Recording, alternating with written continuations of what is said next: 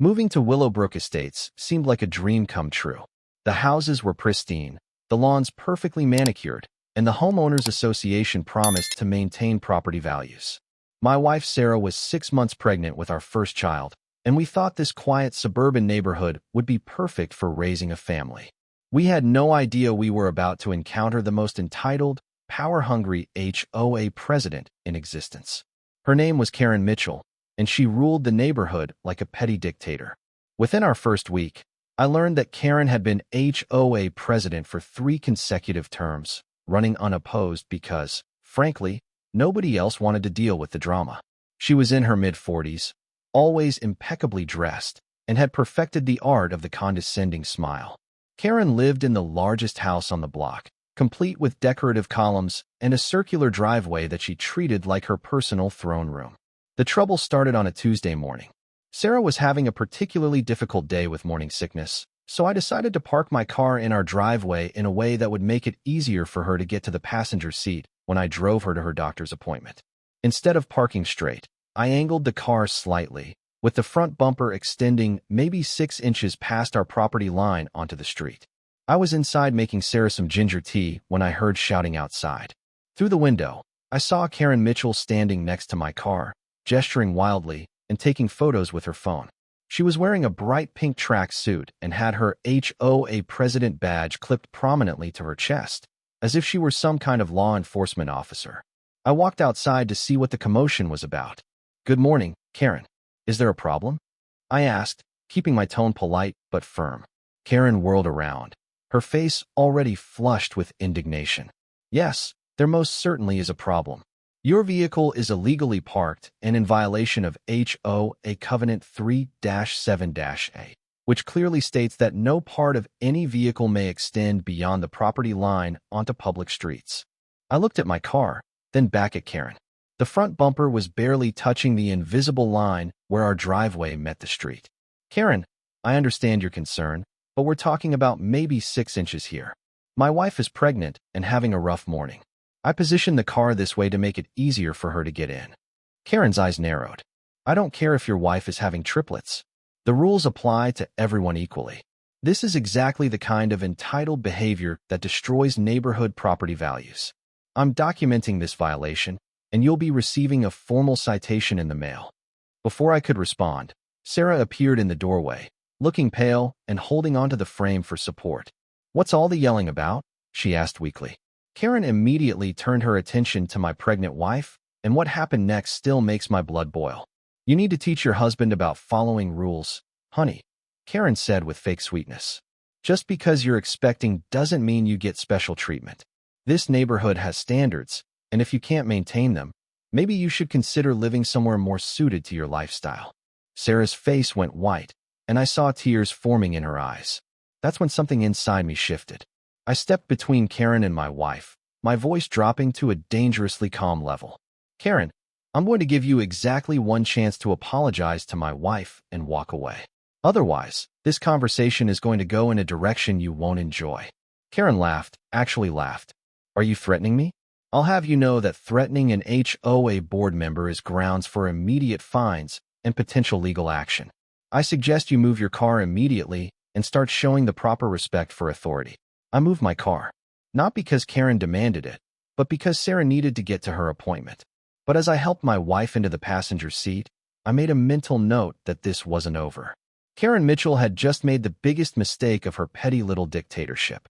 Over the next few weeks, Karen seemed to make harassing us her personal mission. Every few days, we'd receive a new violation notice in the mail. Our trash cans were supposedly positioned 3 inches too far from the curb.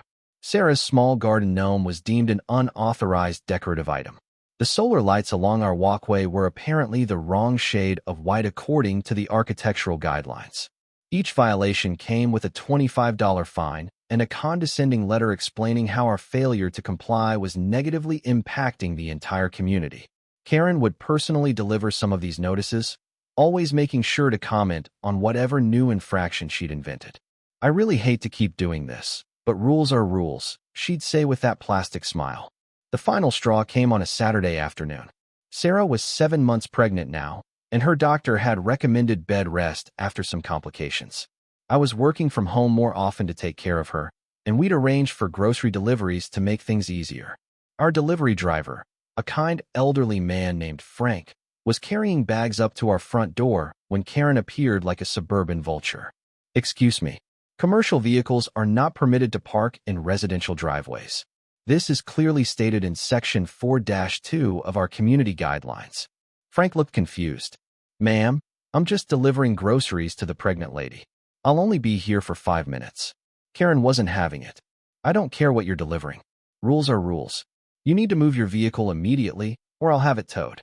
I came outside just as Frank was apologizing and saying he'd have to park on the street and make multiple trips with the groceries.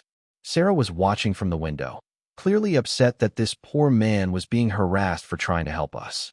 "Karen, this is ridiculous," I said. "The man is delivering groceries to my pregnant wife who's on bed rest.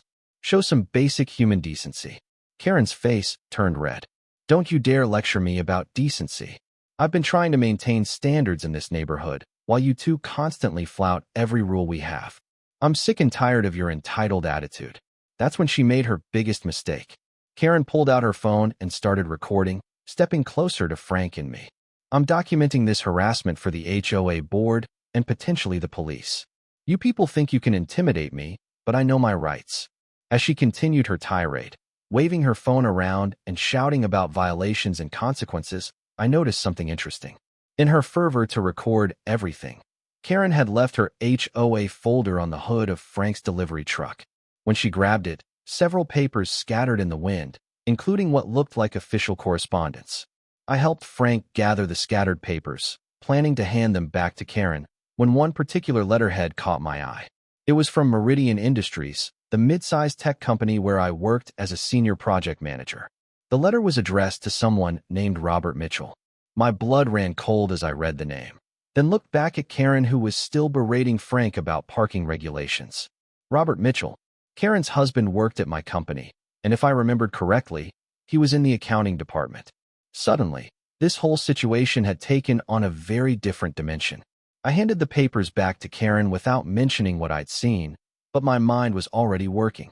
That evening, after Frank had finished the delivery and Sarah was resting, I did some research. Robert Mitchell had been with Meridian Industries for 8 years, working as a senior accountant in the financial reporting division. According to the company directory, he lived at the same address as our HOA president.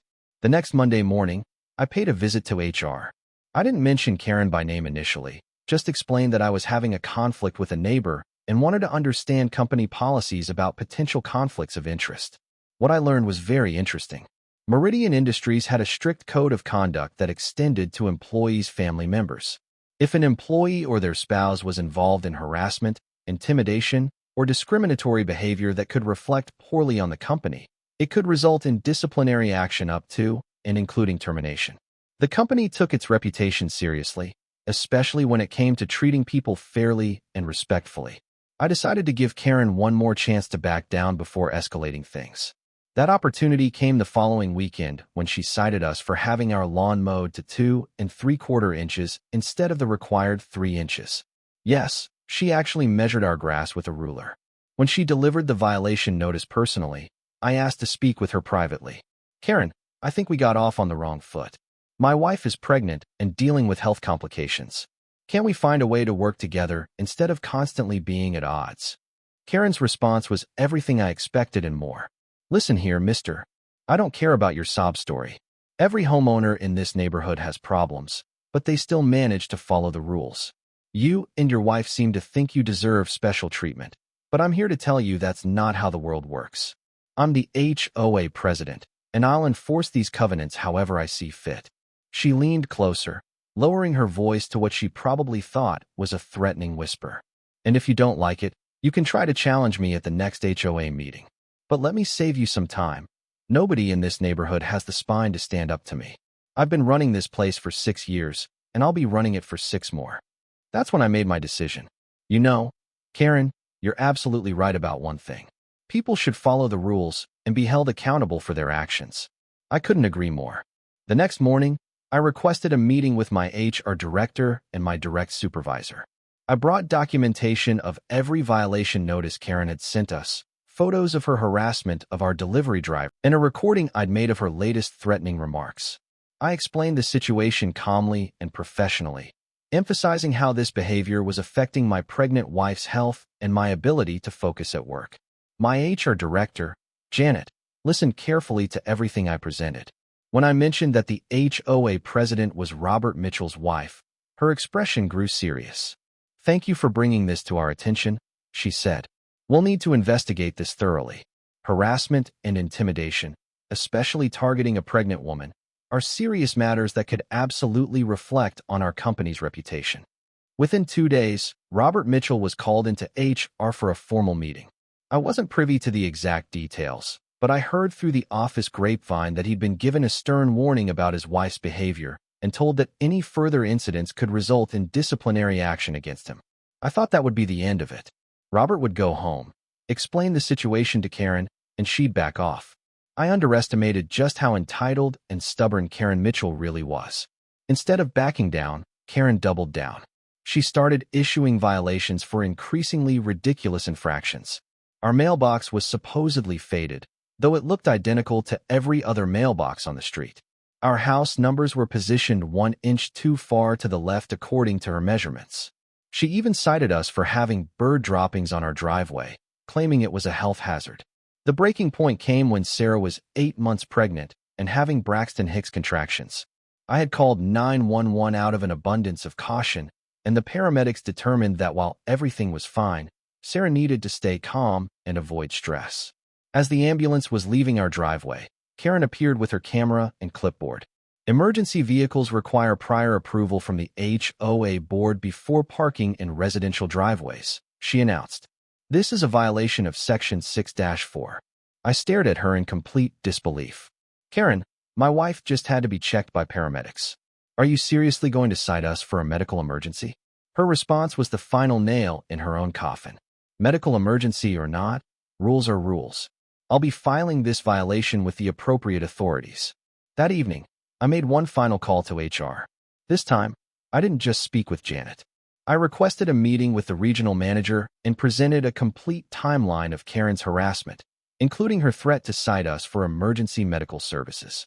The regional manager, a no-nonsense woman named Patricia, reviewed everything carefully. "This is completely unacceptable," she said. "This behavior is creating a hostile environment that's affecting one of our employees and potentially putting a pregnant woman's health at risk. We can't have our company associated with this kind of conduct, even indirectly." She assured me that immediate action would be taken. The next morning, Robert Mitchell was called into another HR meeting, this time with much more serious consequences on the table. I found out later that Robert had been given an ultimatum. Either Karen's harassment stopped immediately, or he would face termination for violating the company's code of conduct regarding family member behavior that reflects poorly on Meridian Industries. Robert went home that evening and had what I imagine was a very difficult conversation with his wife. But Karen's response wasn't what anyone expected. Instead of backing down, Karen decided to escalate the situation even further. She called an emergency HOA board meeting for the following Saturday, claiming that my family and I were creating a hostile environment in the neighborhood and should be forced to move. What Karen didn't know was that several of our neighbors had grown tired of her increasingly tyrannical behavior. The elderly couple next door, the Johnsons, had been quietly documenting their own violations from Karen. The family across the street had been fined repeatedly for letting their children's toys remain visible in their yard. Even the quiet widower at the end of the block had received citations for his small memorial garden for his late wife. When Saturday arrived, the community center was more packed than it had been in years. Karen stood at the front of the room with her official HOA president badge, flanked by the 2 other board members who mostly just nodded along with whatever she said. "We're here today to address a serious problem in our community," Karen began, pointing dramatically in my direction. "Some residents seem to think that rules don't apply to them. They've consistently violated our covenants, harassed HOA officials, and created a hostile environment for law-abiding homeowners." She went on for nearly 10 minutes, listing every supposed violation we'd committed and painting us as neighborhood troublemakers who were destroying property values.